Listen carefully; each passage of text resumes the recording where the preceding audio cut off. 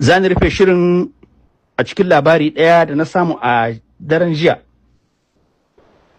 Kun san jiya ne aka yi wani zaman taro na UMOA, ƙungiyar da ke kula da tattalin arzikin ƙasashen Afirka ta yamma UMOA masu amfani da kuɗi na sefa kenan. Kun san mun fita sai da yawo, amma kuma muna cikin ƙungiyar mai kula da kuɗin UMOA. To, UMOA a jiya ne ta yi wani zaman taronta a garin Togo. Zaman taron da ya kamata a ƙarshensa a naɗa wato shugaban tafiyar za a ɗauki minista na harkokin tattalin arziki da kuɗi na ƙasa ɗaya daga cikin ƙasashen nan ya zamanto shi ne zai zama king har shekara 2. To amma ya kasance aka samu rashin jituwa.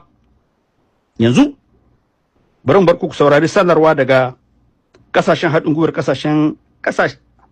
kasashen mu gafarce ne na AES.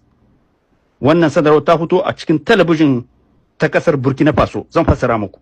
Avant de poursuivre ce journal, les représentants des États, membres de l'Alliance des États du Sahel, AES, ont quitté ce vendredi à Lomé la deuxième session ordinaire annuelle du Conseil des ministres de l'Union économique et monétaire ouest-africaine UEMOA, suite à l'absence de consensus sur la désignation du Burkina Faso pour assurer la présidence tournante du Conseil conformément aux dispositions du traité de l'Union monétaire ouest-africaine UEMOA. En rappel, conformément à l'article 11 du traité de l'UEMOA, la présidence du Conseil des ministres est assurée à tour de rôle par l'un des ministres chargés des finances des États membres pour un mandat de 2 ans.